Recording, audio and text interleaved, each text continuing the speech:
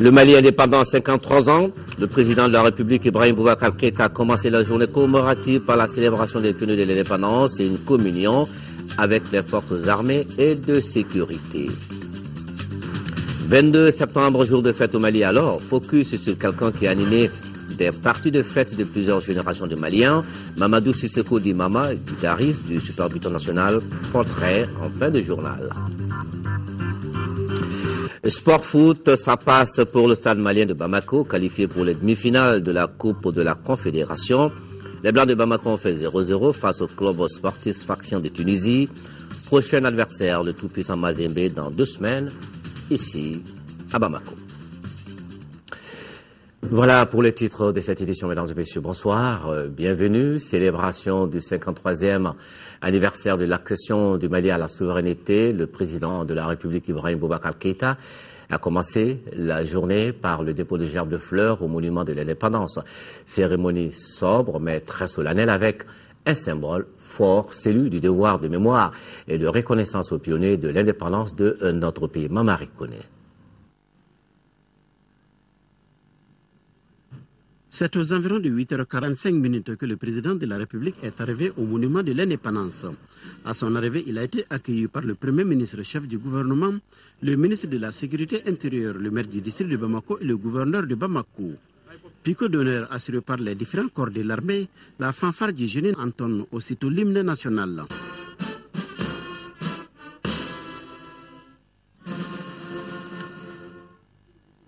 Place à présent au dépôt de gerbes de fleurs à pas lent et mesuré, Ibrahim Boubacar Keïta avance vers la flamme de la souveraineté nationale installée au pied du monument. Et il dépose la gerbe de fleurs dans le silence qui sied à la circonstance.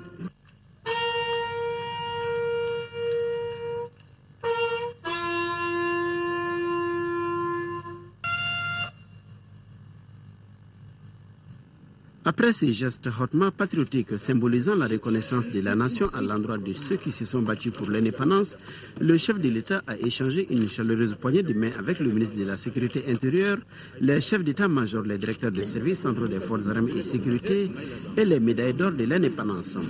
Ibrahim Boubacar Keïta s'est rendu aussitôt au génie militaire où s'est déroulée la cérémonie de prise d'armes. Après la place de l'indépendance, le président de la République, chef suprême des armées, s'est rendu au génie militaire où il a présidé la cérémonie de prise d'armes et le défilé qui s'en est suivi. Une cérémonie qui a noté la présence des membres du gouvernement, des éléments de la MINUSMA, de l'opération Serval et de la mission européenne de formation. À la fin du défilé, le président de la République a fait une déclaration, nous l'écoutons au micro de Tissera Dambélé.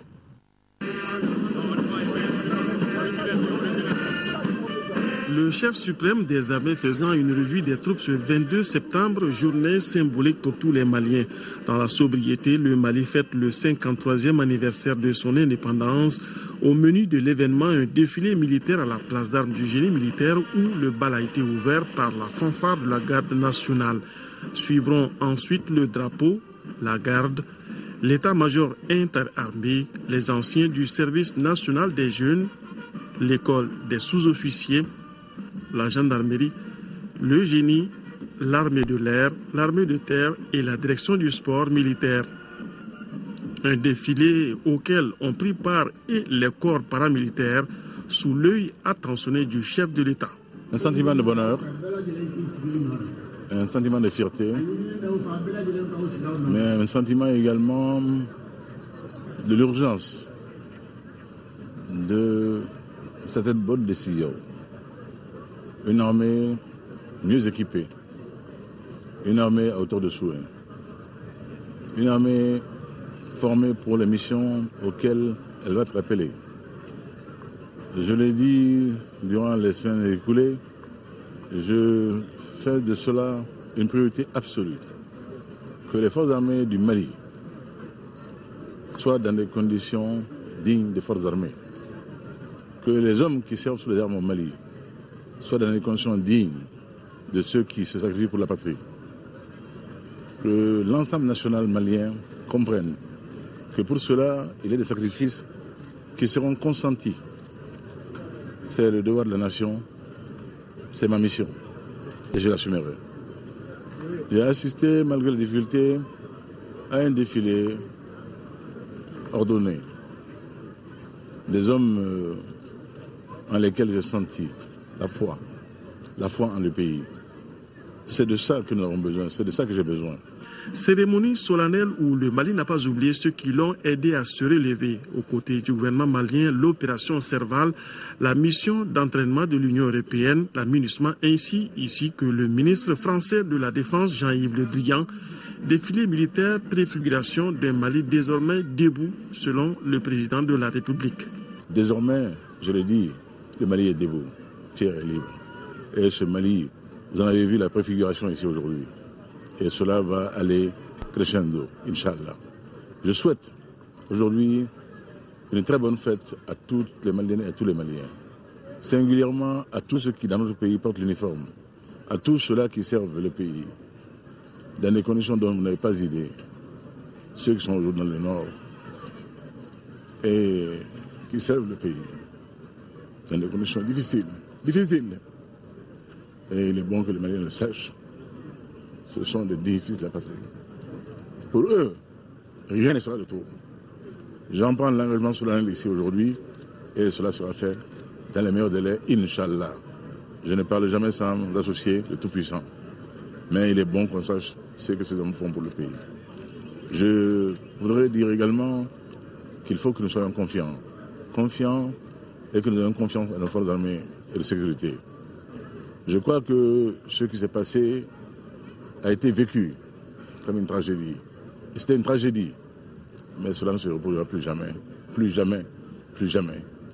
Inch'Allah.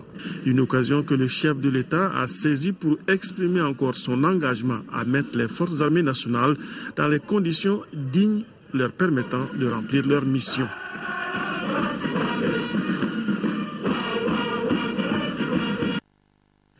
Après le génie militaire, le président de la République, Ibrahim Boubacar Keïta, a accordé ce matin une audience au ministre français de la Défense, Jean-Yves Le Drian, qui séjourne au Mali. Entre le chef de l'État et son hôte, les échanges ont porté sur les derniers développements de la situation sécuritaire au Mali, notamment dans la partie nord. Maliens et Français entendent renforcer davantage leur coopération dans le cadre de la lutte contre le terrorisme et le crime organisé. Cette audience s'est déroulée en présence du Premier ministre Oumar Tatamli et le ministre de la Défense et des anciens combattants Soumeilou Boubey Maïga. Et après cette entrevue, le ministre de la Défense français, le président de la République, a bien voulu accorder une interview à la presse. Dans cet entretien, Ibrahim Boubacar Keïta revient sur les relations historiques entre la France et le Mali, relations qu'il qualifie de franches et de sincères. Nous l'écoutons au micro de Bourama Traoré. Nous avons des relations franches, des relations sincères, des relations fondées dans l'historicité, et je m'en réjouis. Et j'étais très très heureux que ce soit cette France-là qui soit venue faire au Mali ce qu'elle a fait. Je m'en suis réjoui. On n'est pas impunément de culture française, bien que je me revendique également aussi pleinement de ma culture malienne. Et je crois que ce qui a été fait ici, ce que le monde a vu et constaté, est magnifique. On ne l'est jamais assez. Vous savez, on a affaire à des gens qui n'ont pas de règles, qui n'ont pas de loi, et que Dieu nous en garde. Mais il est bon que les États civilisés, les États organisés aient les moyens de s'en prémunir. C'est ce que nous essayons de faire. Et c'est ce qui, ce matin également, avec mon ami Jean-Yves Le Drian, nous avons encore revu tout le dispositif et il n'y a pas de miracle là-dessus, il n'y a pas de mystère. Je crois que la force Serval va continuer sa mission dans le cadre qui est défini et le reste vous sera connu en temps opportun. Hier soir, le président de la République faisait une adresse à la nation dans son discours. Il est revenu sur sa mission en tant que président de la République, mission historique dit-il. C'est pourquoi d'ailleurs il place ce 53e anniversaire sous le signe de la méditation et de la communion. Nous écoutons le président de la République. Cet anniversaire doit être placé sous le signe de la méditation et de la communion. Nous ne pouvons plus faire semblant. Des soldats d'autres nationalités sont morts sur le sol malien pour la défense de notre patrie, pour la dignité de nos femmes et pour l'épanouissement de nos enfants.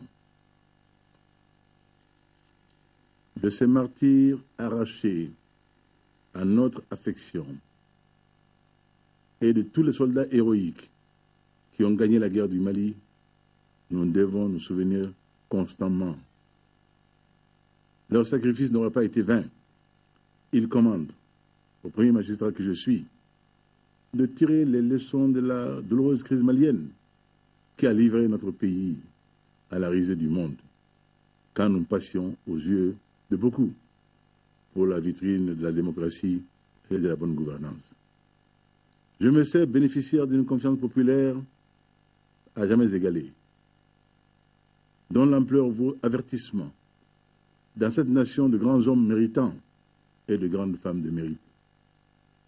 Comme dans la Rome antique, je voudrais constamment me souvenir que je ne suis qu'un homme, un modeste homme, choisi par d'autres hommes pour les servir.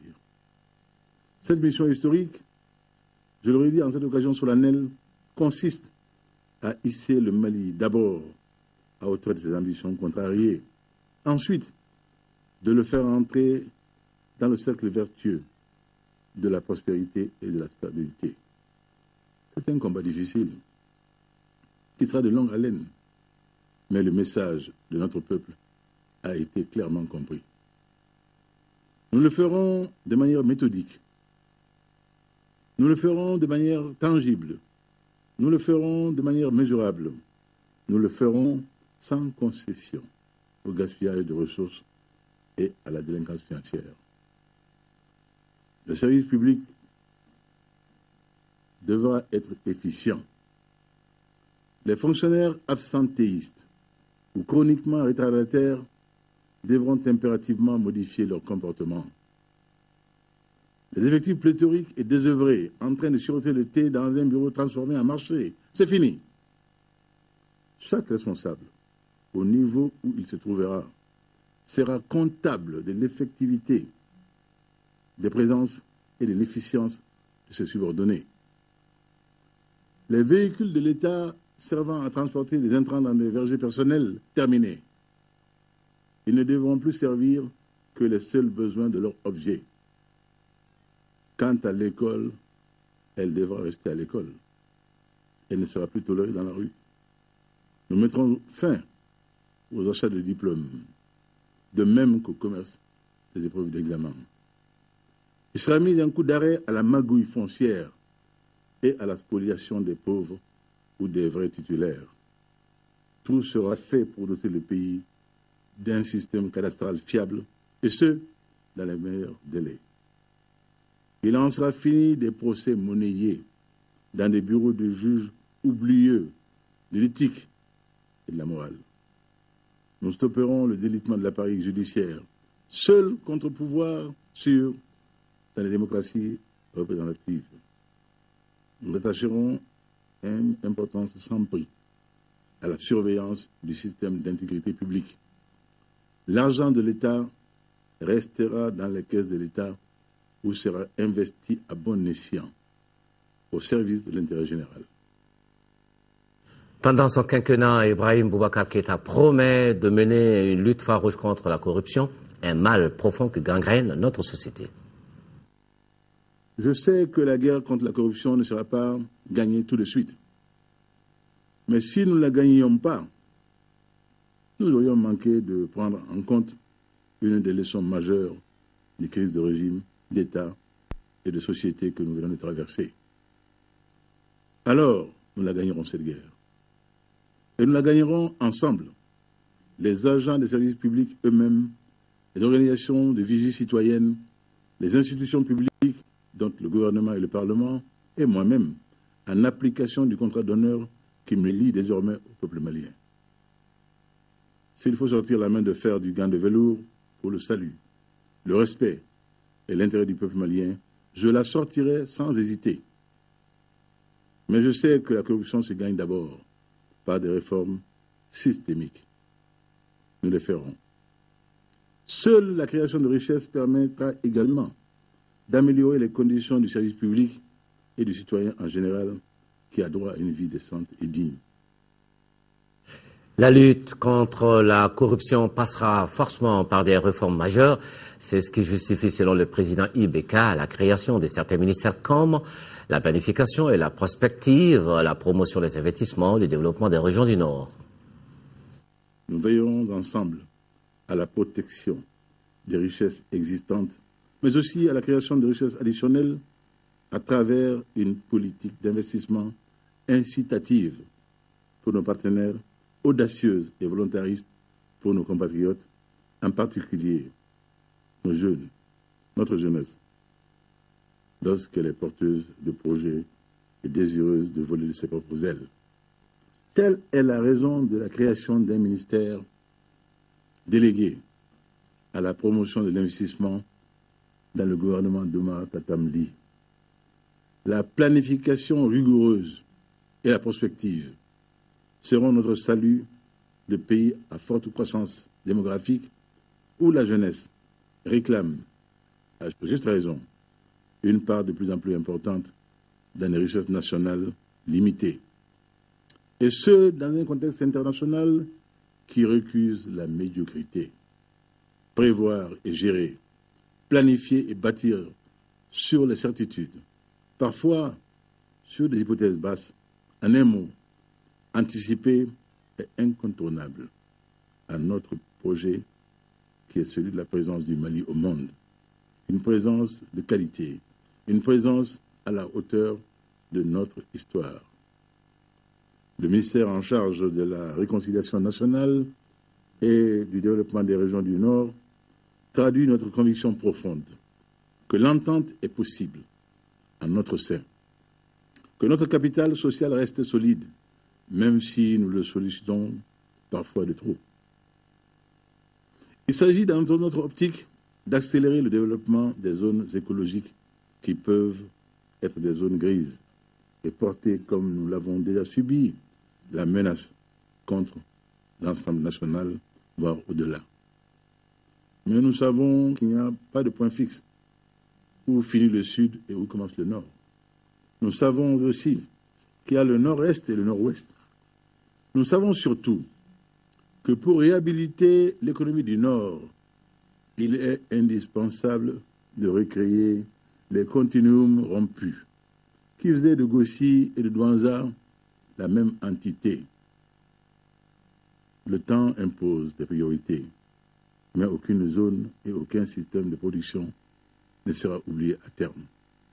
Car il s'agit, après tout, de créer des conditions meilleures pour l'intégration nationale, mais aussi de favoriser l'inclusion nationale. Voilà, quelques séquences de l'adresse à la nation du président de la République, Ibrahim Boubacar Keïta, c'était hier soir. Séquence choisie par Sidiki Dambélé. Sa Majesté le roi du Maroc, Mohamed VI, en fin de séjour au Mali, a quitté Bamako cet après-midi. Il a été salué à son départ par le président de la République, Ibrahim Boubacar Keïta. Rappelons que le roi du Maroc était l'invité d'honneur de la cérémonie marquant le début du mandat du chef de l'État, Adama Koudio. Et Adama Kamara était à l'aéroport international de Bamako. C'est nous pour l'actualité. Tapis rouge à l'aéroport international de Bamako, c'est nous pour dire au revoir au roi du Maroc, Mohamed VI, en fin de séjour dans notre pays. À l'aéroport, il est presque 14h38 et on assiste à la traditionnelle poignée de main entre le président de la République, Ibrahim Boubacar Keïta, et son hôte, le roi du Maroc, Mohamed VI. Sous le son de la fanfare nationale, les deux personnalités reçoivent les honneurs militaires au podium installé à cet effet. Puis, le président IBK et son hôte se dirigèrent vers l'avion de Sa Majesté le roi Mohamed VI. Sous l'œil des mouvements associatifs venus célébrer l'amitié maliano-marocaine, les deux personnalités saluent les corps constitués. Le roi quitte ainsi Bamako après 5 jours de séjour dans notre pays. Je suis ravi, je suis fier de cette étape qui a été franchie dans nos relations bilatérales. Ça a été l'occasion donc d'échanges entre les deux pays. Et puis, comme vous l'avez constaté, Sa Majesté est restée jusqu'à aujourd'hui. Donc, c'est une preuve, si besoin est, que les relations sont très bonnes. C'est incontestable, une fraternité, si vous voulez, renouvelée et qui promet, Inch'Allah, de belles choses dans l'avenir. Arrivé au Mali mercredi dernier à la faveur de la cérémonie marquant le début du mandat du président Ibrahim Boubacar Keïta, le séjour de Sa Majesté le roi Mohamed VI à Bamako a été marqué par la signature d'un accord de formation au Maroc de 500 imams maliens.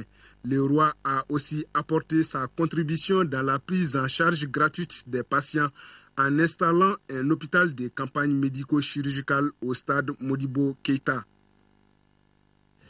Après une semaine très dense et riche en événements, le président de la République, Ibrahim Boubacar Keïta, entame sa première sortie internationale officielle.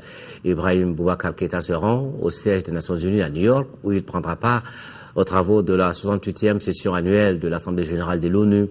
Une session qui est placée sous le signe, le programme de développement pour l'année 2015, préparons le terrain. Boubacar Touré, vous êtes notre envoyé spécial. Quels sont les enjeux de cette première sortie internationale et officielle du président de la République? Cette visite du président Ibeka aux États-Unis est le premier signe tangible du retour du Mali dans le concert des nations. Moins d'une semaine après son investiture au stade du 26 mars, Ibrahim Boubacar Keïta sera donc aux côtés de plus de 200 chefs d'État, premiers ministres et autres sommités internationales cette semaine à New York. Au-delà de l'image, cette première sortie internationale d'Ibeka est un bon prétexte pour remercier une fois de plus au nom du Mali toute la communauté internationale pour son implication constante et multiforme dans notre pays.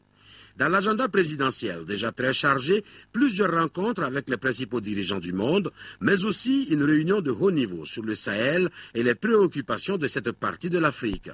Cette semaine présidentielle sera aussi consacrée à de nombreuses rencontres bilatérales. Le Mali, qui sort d'une grave crise politico-sécuritaire, a encore besoin de ses partenaires et le chef de l'État, qui a conscience des tâches qui l'attendent, ne manquera pas d'arguments pour les convaincre à rester et surtout à participer davantage à la reconstruction du Mali. Une fois à New York, le chef de l'État veut donc donner un contenu concret au slogan « Ensemble pour le renouveau du Mali » lancé lors de la conférence de Bruxelles le 15 mai dernier et qui avait permis de recueillir plus de 3 milliards d'euros de promesses d'aide provenant des bailleurs bilatéraux et multilatéraux. Les progrès réalisés par le Mali dans le cadre des objectifs du millénaire pour le développement devraient figurer en bonne place également au cours de cette visite présidentielle. Le chef de l'État abordera la question du haut de la tribune des Nations Unies qui invite cette année les participants à réfléchir à un nouveau programme de développement, les OMD 2015 étant pratiquement à terme. Merci Boubacar Keïta, notre envoyé spécial à New York. Autre sujet de l'actualité, pèlerinage 2013, ça commence. Le premier vol de la filière gouvernementale a décollé cet après-midi à 16h, direction la Mecque en Arabie Saoudite.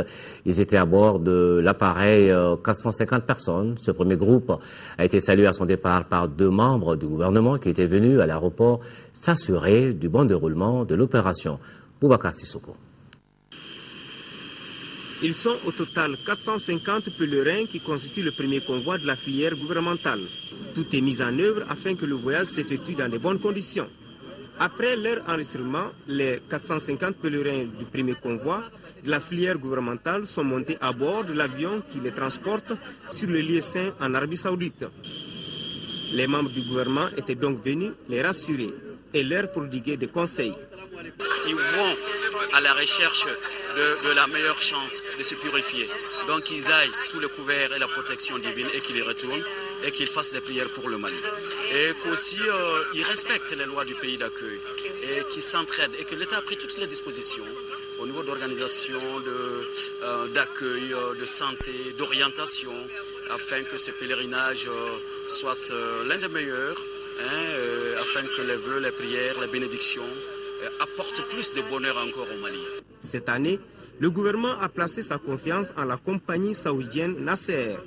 En fait, il y a plusieurs compagnies qui ont postulé à notre demande et c'est cette compagnie qui offrait les meilleurs avantages. Donc c'est en fonction de cela que nous avons choisi Nasser et nous pensons que nous avons fait le bon choix parce que tout ce qui était prévu dans les cahiers de charges et puis en termes de planification, en termes d'organisation, jusque-là tout a été respecté. Les pèlerins de la filière gouvernementale sont au nombre de 1500. Les deuxième et troisième vols sont prévus pour le lundi et le mardi. L'avion de ce premier contingent de pèlerins de la filière gouvernementale a décollé à 16h05 à l'aéroport international de Bamako-Sénou. Bon voyage et bon pèlerinage. La suite demain lundi et après-demain mardi où 2 autres convois de 450 personnes chacun quitteront Bamako pour la Mecque. Une bonne nouvelle pour les populations de Kidal. La Banque malienne de solidarité a rouvert ses guichets qui étaient fermés depuis le début de l'occupation de la région par les terroristes. Toutes les opérations sont désormais possibles là-bas et les clients qui s'en réjouissent ont pris d'assaut les guichets. Tchemoko Sakara, correspondance. On l'attendait depuis mi-août et enfin elle est là. Il s'agit de la rouverture de la Banque malienne de solidarité BMS, agence de Kidal.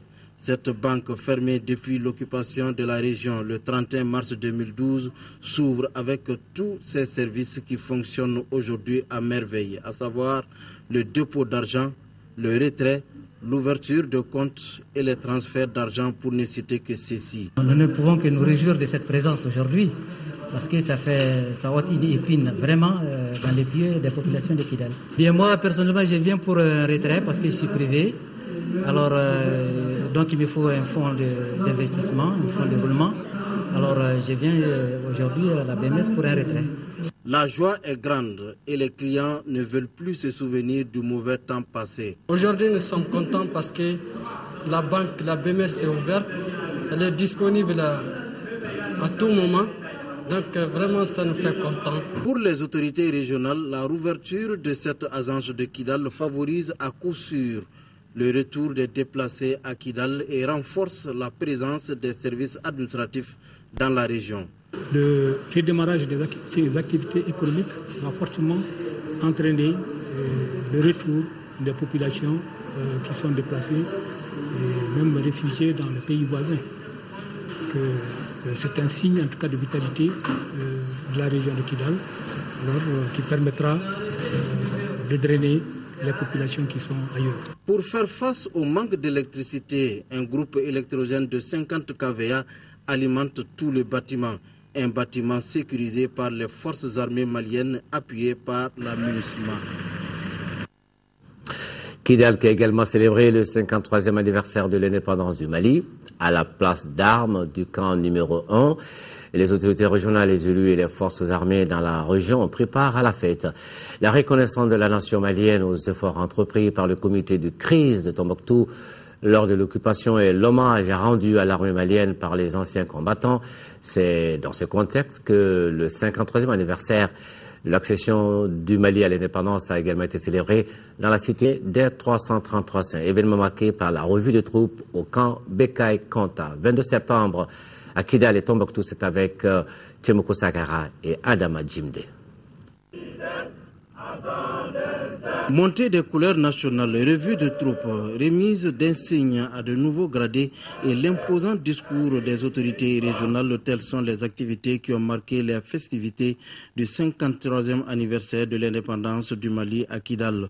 Dans son discours, le directeur de cabinet a fortement déploré l'histoire récente de notre pays marquée par son occupation par des obscurantistes de toute nature. Il a ensuite salué la réaction rapide et sans faille de la France et de l'ensemble de la communauté internationale pour la libération de notre pays. Nous devons également nous mobiliser afin de réussir la phase du dialogue, vérité et réconciliation que notre pays entreprend actuellement afin de sortir définitivement d'une crise qui freine notre développement économique et social.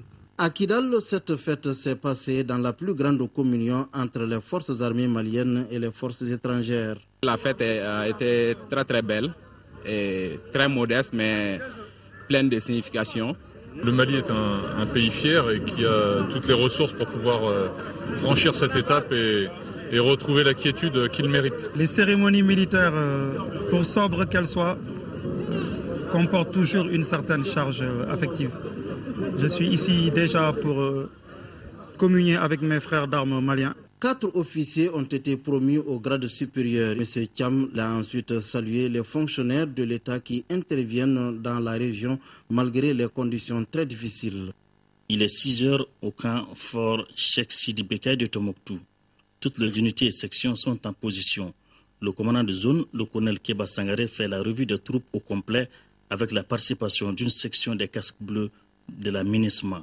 Ce dernier a été suivi par le gouverneur de région, le colonel-major Mamadou Mangara, qui a rendu un hommage mérité au comité de crise pour son rôle déterminant pendant l'occupation.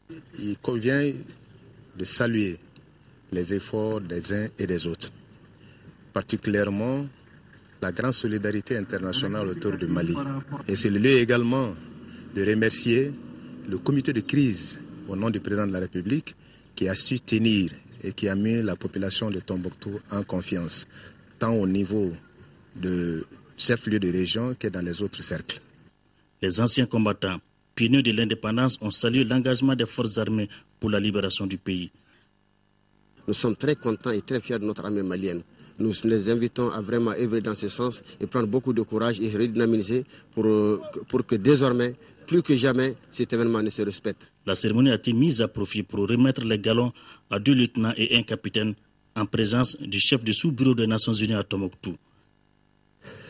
Direction 5e et 4e région avec nos correspondants sur place, Jules Sambou-Sissoko et Kandisila.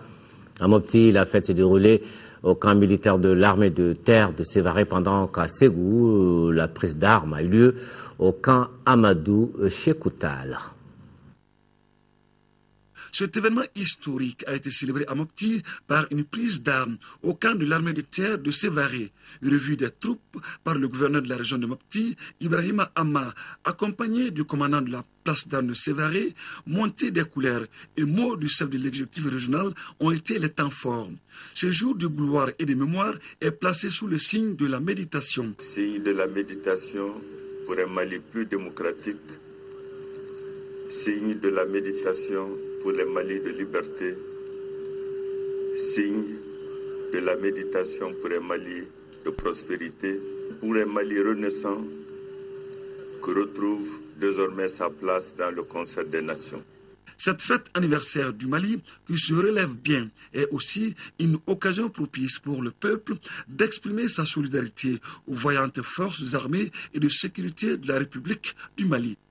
Revue des troupes et montée de couleurs, ce 53e anniversaire de l'indépendance du Mali a été célébré sous le signe de la communion avec les forces armées et de sécurité. Dans son adresse, le gouverneur de Ségou a situé le contexte particulier de l'événement, contexte marqué par l'espoir et le renouveau du Mali. Oui, les résultats encourageants et inestimables ont été enregistrés pendant les mois passés.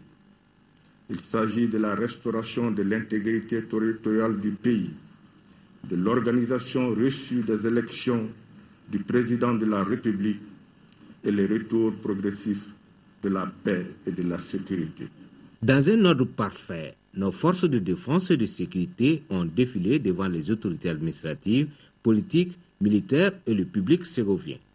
La fanfare, les anciens combattants, l'étendard de la 2e région, la douane, les eaux et forêts, la police, la protection civile, la gendarmerie, la garde, les corps des armées, dans la discipline, l'unité et la cohésion, chaque corporation a tenu à afficher leur engagement à défendre la patrie. Le message fort que j'adresse à nos jeunes aujourd'hui, c'est de cultiver le patriotisme. Message fort d'un pionnier de l'armée malienne. 22 septembre, célébré sous le signe de la paix retrouvée à Koulikoro et Kaye, Sédou Traoré, Jafar Aïdara. C'est sous le symbole d'une paix retrouvée et des élections présidentielles réussies que la 10e région a célébré ce 22 septembre 2013. Un 53e anniversaire marqué par le dépôt du gerbe de fleurs du gouverneur au monument des martyrs et un défilé militaire et paramilitaire. Par ordre, la protection civile, la police nationale, la gendarmerie, la garde et la 323e compagnie du centre d'instruction Boubacar Sarassi ont défilé devant des autorités fières de l'indépendance retrouvée. Nous pensons aujourd'hui que tout ce qui se passe aux yeux des Maliens contribuera à faire un éveil de conscience. Certains parleront de renaissance, mais nous pensons que tout le monde doit être debout pour que ce Mali-là tienne. En célébrant la fête de l'indépendance, les autorités de Koulikro ont eu une pensée pieuse aux victimes des inondations et de la crise du Nord. Ce 53e anniversaire de l'indépendance célébré dans un sentiment patriotique à Koulikro a mobilisé toutes les couches socio-professionnelles de la capitale du Mékétan. À Caille, le premier acte de ce 53e anniversaire de l'indépendance a été le dépôt d'une gerbe de fleurs au monument des martyrs par le gouverneur de région, le colonel Salif Traoré. Deuxième acte, le salut au drapeau, la revue des troupes suivie du défilé des différents corps de forces armées et de sécurité devant le camp Mamadou Lamine Dramé. Ainsi, on défilait dans l'ordre le drapeau et sa garde, les surveillants des prisons, les eaux et forêts, la douane, la protection civile, la police nationale, la gendarmerie nationale, la garde nationale, l'armée de terre et les services de santé des forces armées et de sécurité, d'où la fierté du gouverneur de Caille. Nous avons vraiment fait la preuve que nous sommes un grand pays. Nous avons vécu des épreuves terribles. Nous avons pu célébrer ce 22 septembre 2013 avec un nouveau président qui a placé l'événement de cette année sous le signe de la méditation. Mais également, c'est le retour de l'État malien. C'est pourquoi nous avons tenu à ce qu'il y ait quand même cette prise d'armes symbolique pour montrer quand même que le Mali est de retour. Et nous espérons que l'année prochaine, si Dieu le veut, nous ferons à ce moment-là une fête plus grandiose. Autre temps fort de cette célébration du 53e anniversaire de l'indépendance à Caille, la retraite au flambeau. Ensemble, civils et militaires ont fait le tour de la ville pour manifester leur joie. Ils avaient été privés de cela l'année dernière à cause de l'occupation d'une partie du territoire. 22 septembre à Sikasso au camp Tcheba, 22 septembre à Gao au monument des martyrs et au camp Firoun Ag Alissa. Nous faisons le point avec Sekou Konaté et Idrissa Kone. Premier acte de cette matinée de célébration au camp Tcheba de Sikasso, la revue de troupes par le commandant de la 8e région militaire, le colonel Khalifa Sogodo. Le temps est donc donné pour la célébration du 53e anniversaire de l'accession de notre pays à la souveraineté nationale et internationale. Il sera achevé quelques minutes plus tard par le directeur de cabinet du gouverneur de la région de Sikasso avant le salut aux couleurs nationales. Un moment fort de cette célébration du 53e anniversaire de l'accession de notre pays à la souveraineté nationale et internationale que l'on veut, celle de la Renaissance. Un moment d'avoir des souvenirs, un moment de méditation, et en même temps un moment de réflexion. Souvenir par rapport à la signification de l'indépendance par rapport au père de l'indépendance, la méditation par rapport à la grave crise que notre pays vient de traverser. Réflexion aujourd'hui par rapport vraiment à la renaissance de notre pays. Une cérémonie simple dans sa conception, mais chargée de symboles dans l'esprit des populations.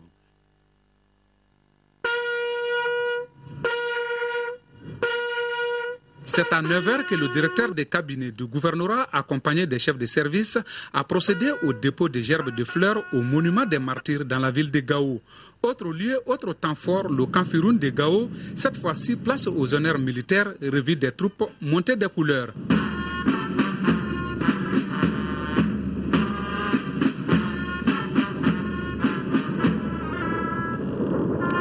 La présence des invités de marque de la force Serval et de la MINUSMA a davantage rehaussé l'éclat de cette cérémonie dont le clou a été un défilé militaire, au cours duquel ont passé la protection civile, la police, la garde nationale, la gendarmerie, l'armée de l'air et des terres.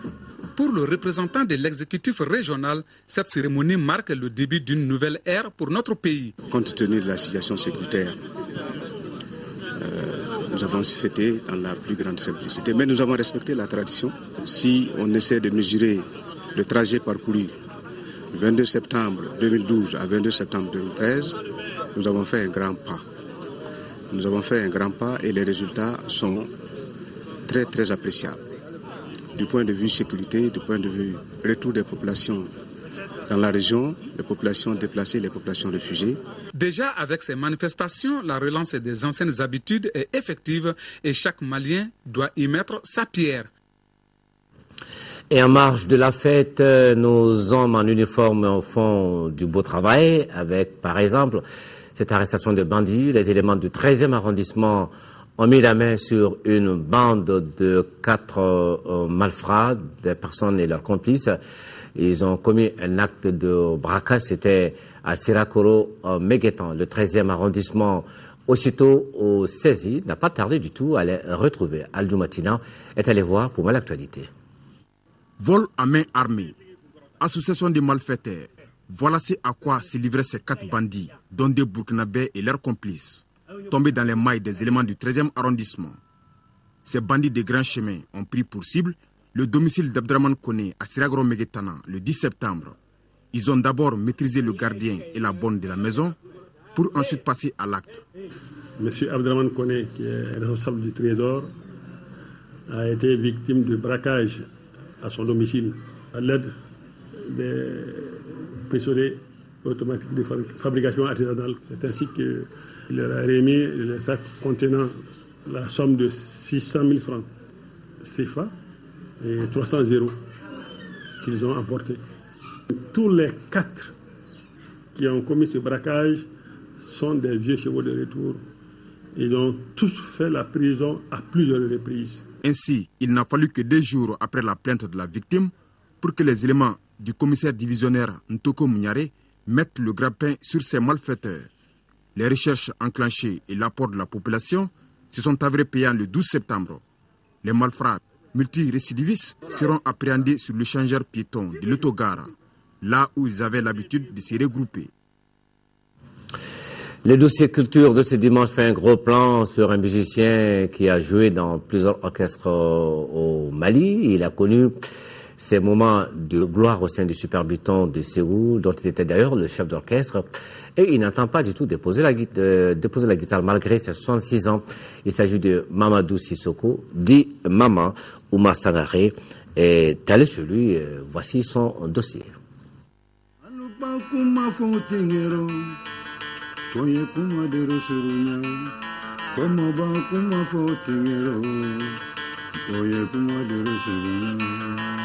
À 66 ans, Mamadou Sissoko dit Mama a pour compagne fidèle sa guitare.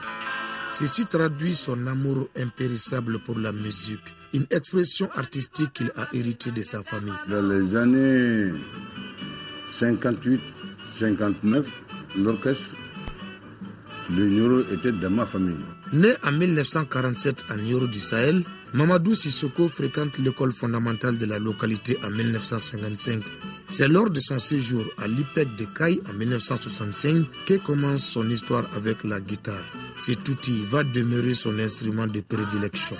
J'ai pris ma bourse, j'allais payer une guitare acoustique. Ça fait 3 000 francs à l'époque. Une guitare acoustique chinoise. C'est mon grand frère, Bala Kouete, qui est décédé à son âme.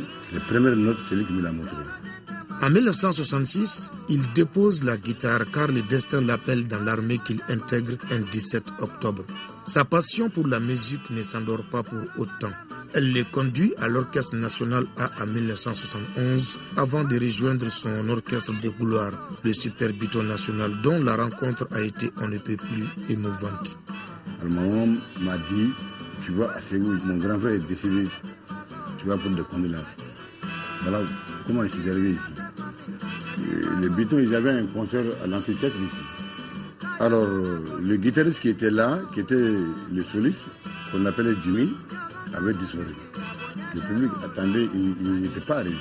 À peu près 2 morceaux avant la fin du concert, le guitariste titulaire est arrivé. Quand il est arrivé, on me l'a dit, j'ai enlevé la guitare pour lui remettre sa guitare. Je lui ai dit non, je continue. Pour assurer la survie de cette formation musicale vitrine de la culture locale, les autorités de la 4e région ont adopté à l'époque une stratégie. La région avait mené une politique, c'était d'embaucher les musiciens qui ne travaillaient pas, les chercher à travailler. Moi, j'étais au gouvernorat. La formation s'est inspirée du riche répertoire musical de la 4e région, notamment lors de la grande tribune du donner et du recevoir de la jeunesse malienne. Vous avez compris, bien sûr, il s'agit des biennales artistiques et culturelles. Après avoir ainsi remporté beaucoup de trophées de ces rencontres, le Super-Biton régional est sacré orchestre national en 1976. Malgré ce succès, la relève semble incertaine. Ce qui est du Super-Biton, nous sommes là, je suis là, moi je suis le guitariste, je suis l'orchestre. Il y a Bébel qui est là, qui fait clavier. Il y a les 3 chanteurs, Cubain, Toussaint et Koulou. Donc, et Papani Pegele, plus les jeunes qui ont été formés ici. Nous sommes là, mais pas de matériel. Outre ses succès, Mama Sissoko mène une carrière solo qui lui a valu 2 albums, Douga et Soleil de minuit, dont il profite des droits d'auteur. La SSM, c'est le droit d'auteur international. Il paye ses droits d'auteur tant que tu vis. Et à compter du jour de son décès, il continue à payer tes droits à tes ayants droit pendant 50 ans. Après, ils arrêtent. Ça, c'est la SSM. Ouais, je suis membre de la SSM. J'ai ma carte. Le Tiwaraban de Kati, l'orchestre régional de Bamako, de Sikasso, le Saucistar de Djamou et j'en passe sont autant d'orchestres où Mama a traîné sa guitare. Marié et père de 8 enfants, il vient de créer une nouvelle formation qui se nomme Sahel Blues, toujours dans la cité de Balaza. À plus de 50 ans de carrière, l'heure de la retraite musicale n'a pas encore sonné pour ce musicien au toucher de guitare sensationnel. Señor Mama, le guitare.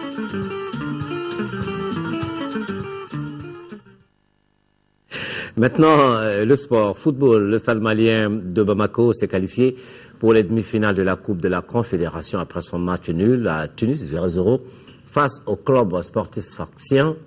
Les Blancs de Bamako affronteront le tout-puissant Mazembe dans 2 semaines ici à Bamako.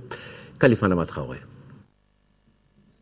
Un match sans relief dans un stade El Menza de Tunis vide. Le stade malien de Bamako parvient à réussir son premier pari dans cette édition 2013 de la Coupe de la Confédération, franchir le cap de la phase des poules. Les Blancs l'ont fait non sans difficulté puisqu'ils ont connu une entame désastreuse avec seulement un point pris sur 9 possibles lors de la phase aller contre 7 au retour. Face au leader du groupe A, le club sportif sfaxien, le Stade malien de Bamako a joué avec prudence, s'offrant quelques incursions dans le camp adverse. Grâce à son capitaine Soumaïla Diakité, le Stade préserve l'essentiel, le point du match nul, suffisant pour garantir sa place en demi-finale, la 3e de l'histoire du club dans une compétition continentale après 1965 et 2009. L'autre rencontre du groupe entre Saint-Georges d'Éthiopie et l'Étoile sportive de Sahel de Sousse s'est soldée par le score de 0-0. Dans ce groupe, le club sportif sfaxien totalise 14 points, suivi du Stade malien de Bamako, 8 points, l'Étoile du Sahel à 6 points et Saint-Georges 4 points. En demi-finale, le Stade jouera contre le tout-puissant Mazembe. L'équipe de Lumumbashi, qui compte 4 joueurs maliens dans son effectif, s'est inclinée sur la pelouse de FUS Rabat 2-0, mais termine tout de même à la tête de son groupe. La 2e demi-finale opposera 2 formations tunisiennes, le club sportif sfaxien au club athlétique bizertin. À suivre après ce journal l'intégralité de la conférence de presse animée jolie par les présidents Ibrahim Boubacar Keïta, Idriss Déby Itno et François Hollande. Le rendez-vous demain pour l'information, 10h Kadi Diakone, 20h Aïssata Ibrahim Aïga. Merci, bonsoir, bonne semaine.